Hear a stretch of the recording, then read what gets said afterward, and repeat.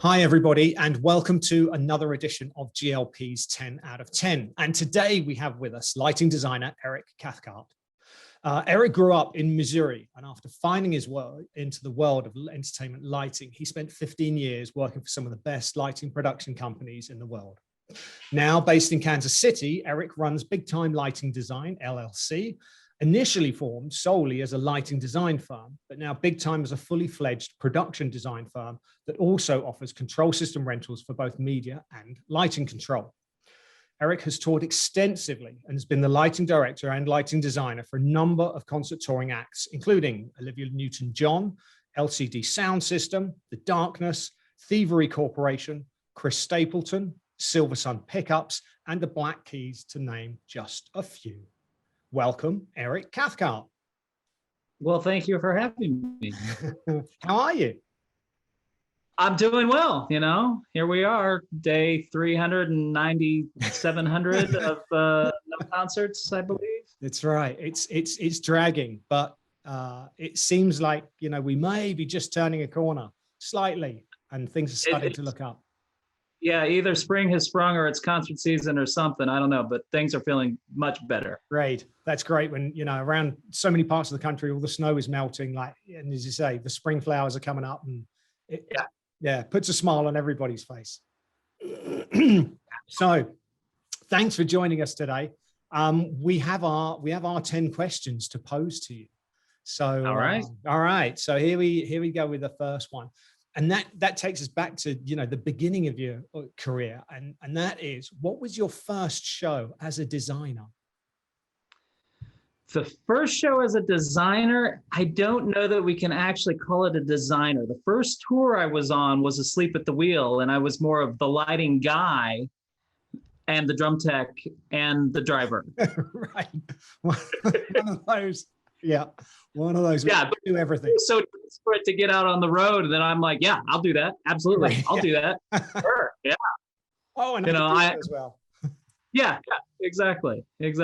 But it was interesting. It was, you know, every day was different. It was from a 12K Parcan rig where I'm on the side of the stage to, you know, some festivals where we had back in the days, you know, big 180K rig, big woo, yay, you know. Yeah. But yeah, it was a good toe in the door. Great. And then it all kind of kicked off from there. Kind of, yeah. Fantastic. All right, Asleep at the Wheel it is. Obviously, you know, you've toured extensively, as we mentioned, and you've been out with a number of different bands. I'm sure played lots of different venues, different sizes, different situations, festivals, the whole thing. And I bet most of them have gone absolutely 100% swimmingly well, haven't they? Absolutely. But I'm hoping, do you have a kind of a Spinal Tap moment where things didn't quite go according to plan? I have a personal Spinal Tap one where LCD Soundsystem was doing their first last show ever. And my console crashed in the middle of, right at the beginning of a 45-minit song. Oh. So I'm switching over to the spare, and so I'm running the whole rest of the show 90 degrees. It froze up, switch over to the spare, get all that stuff ready, get it online, all that stuff. And it felt like an eternity. But they were taping the whole thing. And when I watched it, I couldn't even tell when it happened. Even knowing when it happened, right. I couldn't tell when it happened. So that was my personal Spinal Tap moment. But then I would say that things where audience noticed would have been on the Black Keys on the El Camino run. We had two different mirror balls, one that came up from front of house and one that came down over the stage. And there was a couple of times where one or the other didn't spin. Oh. So like come down and then just kind of hang there. And the light's just reflecting off of it. It's just kind of right. Exactly. Need that rust. Oh, there's radios being thrown at front of house and right. Hands in the air. Yeah. That's funny. When the band noticed as well. That's right. Yeah. Waiting for that big moment. Boy, perfect. Yeah. A good story about Maribels. That's always welcome. Yeah. There we go. Yeah. Excellent. What would you say is the best piece of advice that anyone's ever given you, either professionally or otherwise? I'm not good at taking advice. Right. But when I first got started, I think it was literally after the first time that I ran a console for a concert. I was talking to the next day after we were back at the shop and de-prepping and stuff like that. I was talking to the guy. He's like, "Did you like that?" I'm like, "Oh yeah, that was great." And I had no idea what I was doing, but it was fun seeing moving faders and seeing lights change, and blew my mind. And he's like, "Well, you can't do lighting wrong." So I'm like, "Oh, okay, perfect." And I've kind of taken that as, you can't do it wrong. It might be ugly, but you can't do it wrong. So that's, Right. That's it. And I've kind of just followed that. Right. That's a good piece of advice. Professionally, what would you say is your proudest achievement so far? I feel like everything is a building block to the next thing. And so I'm always deeply proud of whatever the last thing that I did, whether, I guess the last two things I did were the Black Keys, and that arena rig was massive, had all kinds of stuff moving all the time, all kinds of different media servers talking, and the technology that was in it, and it just looked great. I was super proud of that. And then the last club show that I did, which was literally the last show that I've done, we were in a bus and trailer, and I had some LED bars that I hung as a backdrop and just made this club show look massive. And again, super proud of what we were able to accomplish with, I think, 4 cases of lights. Right. Four boxes full of lights, and it just made a club look huge every night. So. Yeah. Oh, that's great. When you can be flexible with what you've got to hand and really be artistic with it. And like you say, make it look as big as possible. Yeah. Fantastic. All right. Well, there we go. But as proud as the last shot. That's a great answer. That really is. That's phenomenal.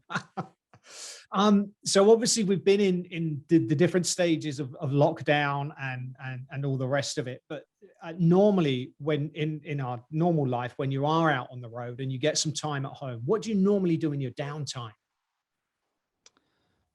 I fix and build stuff. Okay. We've been renovating our house since 2011 or 12. We moved in here. We've been renovating the entire time. So most of my time at home is finishing the last project and getting started on the next one, so I can leave it halfway through, right, and go away for a few weeks, and then come back and do a little bit more. Yeah. Great. You must have a very patient family. Yeah, I guess they put up with a lot of okay, the TV is working, but just don't change the channel. I'll be back in 3 weeks. Exactly. Don't move the shelf because it might. Oh, that's excellent. But that's a great project because then you're around with your family the whole time. So that's always nice. We mentioned that you've traveled a lot, obviously in your touring life. Would you say that you've got a favorite venue, the best venue that you've worked in? I think my favorite venue is the 930 Club in DC.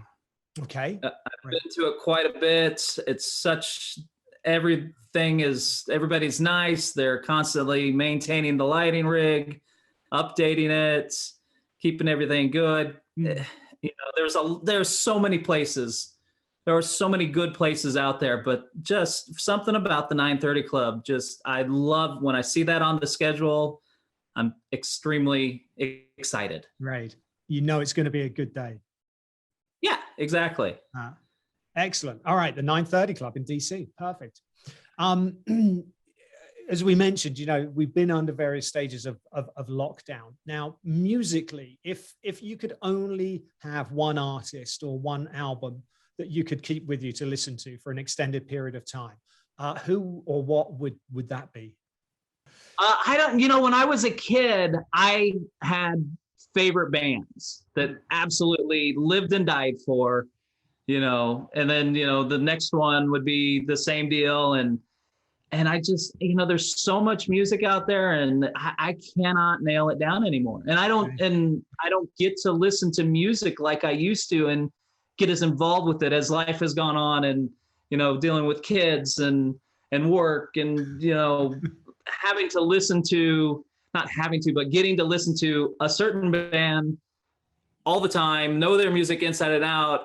You lose out on that chance to listen recreationally. Mm-hmm. And, that's true. That is true. Yeah. So I can't name one right now.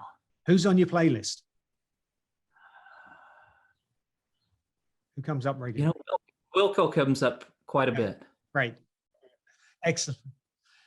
Now, if you were able to wind the clock back and go and visit the teenage Eric and offer one piece of advice, what would that be? I'd say, don't wait to be asked to do something. Go ahead and do it. There was plenty of times where I was working in a shop or whatever and kind of bummed that, Joe Blow got asked to go out and work, the latest, greatest console on shows. And I was being timid, wanted to do that, but was like, well, they'll see, someday they'll see, my desire, my drive, and then they'll ask me. And if I think if I had things to do over again, I would have been a little bit more of a go-getter to do some more challenging things earlier on. Right. So go take the plunge and go for it. Don't stop. Don't hold back, kind of thing. Yeah, right. Exactly. That's great. That's absolutely great advice for anybody entering the industry, for sure. Yeah. No. Yeah. Brilliant. Okay. Now, if you were able to sit down for a cup of coffee with any one person at all, be it living or past, who would that be? I'm not as interested in celebrity as I was when I was a kid. Being interested in celebrity and great minds and stuff like that is kind of what got me to where I am. Okay. But as I've, when you're around people that other people look up to, it just kind of, people just become people. Mm. Yep. And so, probably Obama. I would like to sit down and talk to him. Okay. Barack Obama. Yep. Barack Obama, just because it kind of movie star type people and musician type people, I feel like I've got access to those sorts of people if I really wanted. But then somebody like Obama, I don't have access to him. And he just seems like such a genuinely nice person. Right. Yes. Yeah. I mean, certainly does through, comes across that way in the TV interviews and things that you see. Yeah. Easy to talk to and easy to sit down and have a conversation with. Yeah, absolutely. Yeah. There we go. Fantastic. Barack Obama. That's a brilliant choice. There we are. And so we get to our final question as well.